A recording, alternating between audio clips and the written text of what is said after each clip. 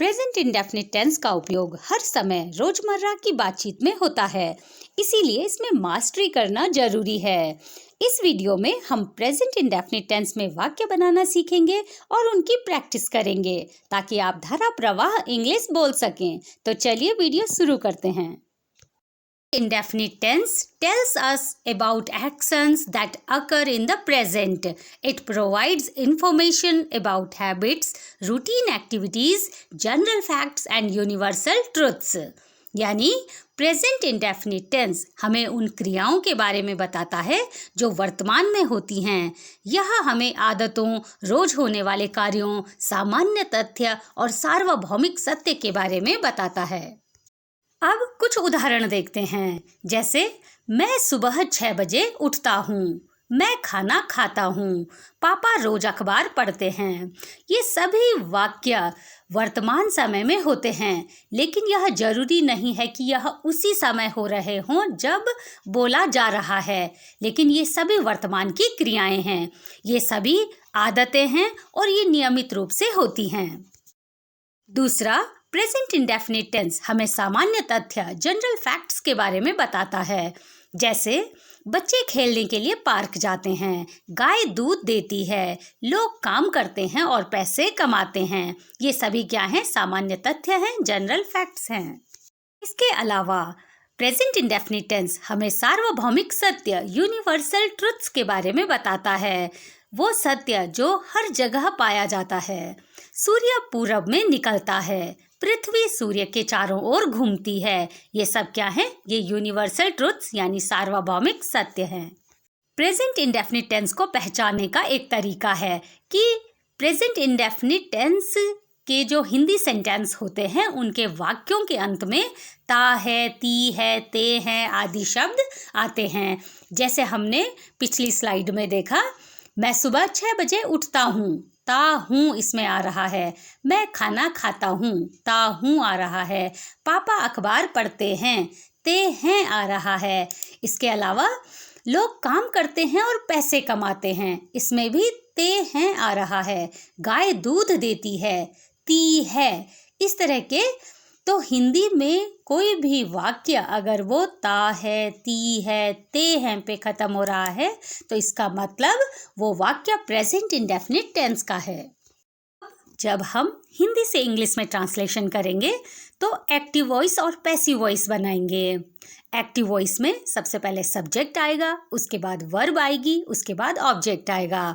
Passive voice में सबसे पहले सब्जेक्ट आएगा, उसके बाद इज एम आर में से कोई एक वर्ब आएगी, फिर वर्ब की थर्ड फॉर्म आएगी, उसके बाद बाय आएगा और लास्ट में ऑब्जेक्ट आएगा। सिंगुलर सब्जेक्ट के साथ पैसिव वॉइस में इज लगेगा, प्लूरल सब्जेक्ट के साथ आर लगेगा और आई के साथ एम लगेगा। अब अगला प्रश्न आता है कि एक्टिव वॉइस है क्या?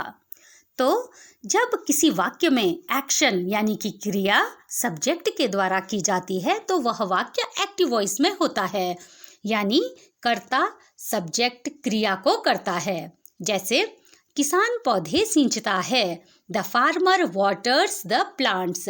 यहाँ पर वाटर्स यानी सींचने का काम किसान करता है, तो यह वाक्य एक्टिव वॉइस में हुआ।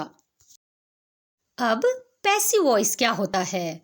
पैसिव वॉइस जब किसी वाक्य में क्रिया का प्रभाव सब्जेक्ट यानी कर्ता पर होता है तो वह वाक्य पैसिव वॉइस में होता है, यानी कर्ता सब्जेक्ट पर क्रिया का प्रभाव पड़ता है।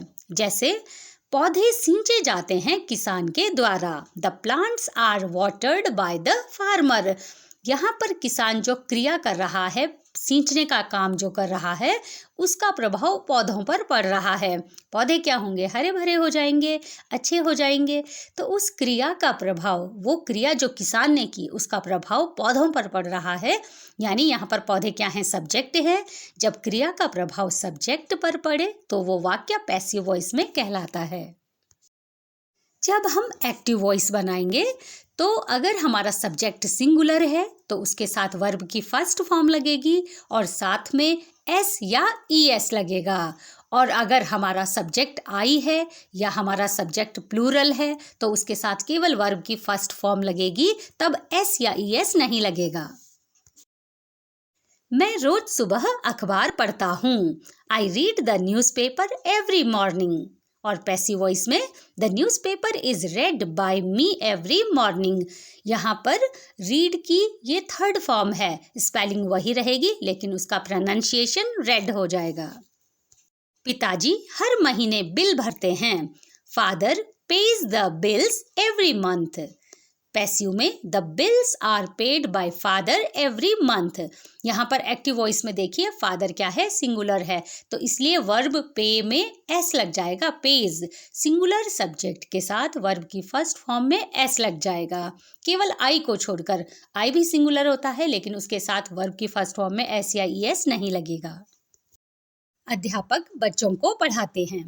एक्टिव वॉइस में टीचर्स टीच चिल्ड्रन। अब यहाँ पर देखो टीचर्स प्लूरल है तो यहाँ पर टीच वर्ब में एस नहीं लगा। प्लूरल सब्जेक्ट के साथ वर्ब की फर्स्ट फॉर्म में एस ई एस नहीं लगेगा। तो हमारा सेंटेंस हो गया टीचर्स टीच चिल्ड्रन, और इसका पैसिव वॉइस हो जाएगा children are taught by teachers. Next sentences, लोग बाजार से फल और सब्जियां खरीदते हैं। People buy fruits and vegetables from the market. और पैसिव वॉइस में fruits and vegetables are bought by people from the market.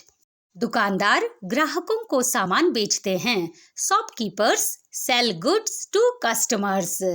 Good का मतलब अच्छा होता है, लेकिन गुड में जब एस लग जाता है तो उसका अर्थ सामान हो जाता है।